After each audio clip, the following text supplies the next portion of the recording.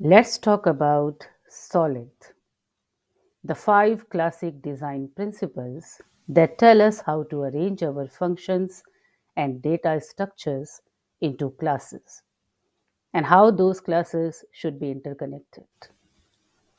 Well, I use the word classes here, so it does not mean that these design principles are limited to object oriented systems alone. These principles are applicable to all sorts of grouping of functions and data, whether we call them classes or not. The solid design principles are basically those disciplines around which the entire object oriented programming is designed. So we can say that having an idea about them is essential for every OOPS programmer out there. These principles are applied at the module level and help to define the structure within the module and components. Although there are different versions of some of these principles at component and architecture level too. But let's begin with the module level principles first.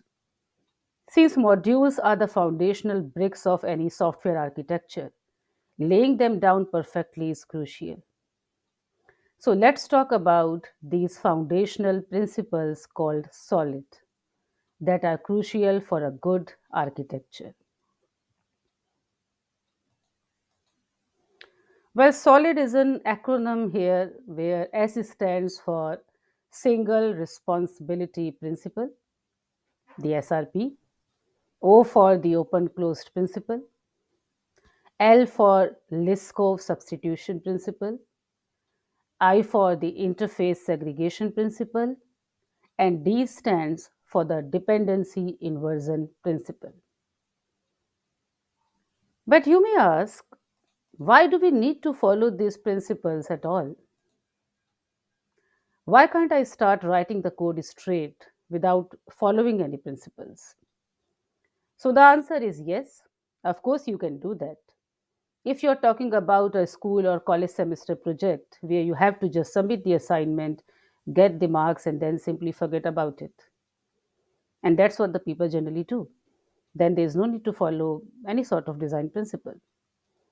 But if you are writing enterprise applications, which are subject to constant change, tight schedules, dynamically fluctuating demands, and complex infrastructure, then you would prefer writing the code in a way that gives you less pain in the future.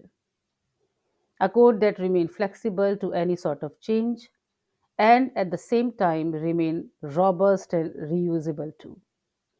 And it is then following these principles become essential. And anyhow, these design principles are now a part of our programming style.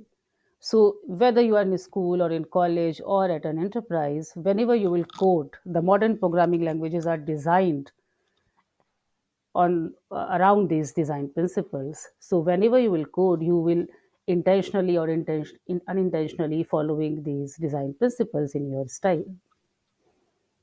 These design principle helps in effective dependency management, and those who have ever worked on any enterprise application, they know that dependency management is really a big issue. Poor dependency management leads to code that is hard to change, fragile, and non-usable, and create design smells in the system too. And on the other hand, when we manage the dependency well, the code remains flexible, robust, and reusable. So let's talk about these five design principles. Here is a snapshot of a description given by the creator of these principles itself.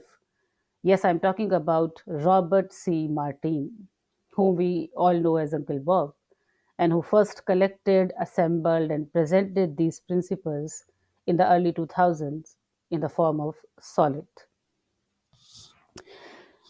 The first principle is single responsibility principle that says a class or a software module should have one and only one reason to change.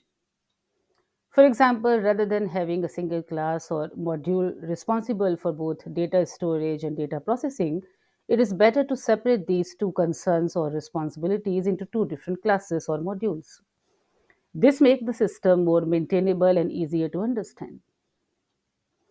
Next, we have the open close principle, which says that you should be able to extend a class behavior without modifying it. The idea, according to Robert C. Martin, was that for a software system to be easy to change, they must be designed to allow the behavior of those systems to be changed by adding new code rather than changing the existing code. And how do we do that? We do that through inheritance and polymorphism. For example, by declaring an abstract class, we can ensure that the class remain open for extension and closed for modification.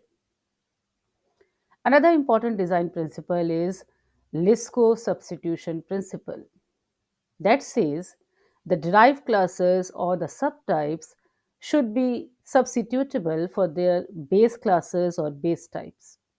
That means when needed, subclasses should be able to be used in place of their parent classes without causing any issues. This principle, as the name suggests, is based on the subtypes principle of Barbara Liskov, a famous American computer scientist of 1980s era. Her idea was that to build software system for interchangeable parts, those parts must adhere to a contract that allows those parts to be substituted one for another. And this is what we actually do in case of inheritance. Next, we have interface segregation principle, ISP, which says make fine grained interfaces that are client specific. So, the idea is that a class should not be forced to implement interfaces it does not use. Basically, this principle advises software designers to avoid depending on things they don't use, which means interfaces should be fine grained and focused rather than large and monolithic. And finally, we have dependency inversion principle, the DIP, in the short form, that says depend on abstractions, not on concretions. That high level modules should not depend on low level modules, but both should depend on abstraction. This allows for a greater flexibility and maintainability in the system. And how do we implement abstractions, either through interfaces or through abstract classes? So, in a nutshell, by following these design principles, we can create systems that are easy to understand, easy to modify, and easy to extend, which will ultimately make the software more reliable, maintainable, and scalable. Now, what is reliability, maintainability, and scalability in software systems? We'll discuss that in the next part.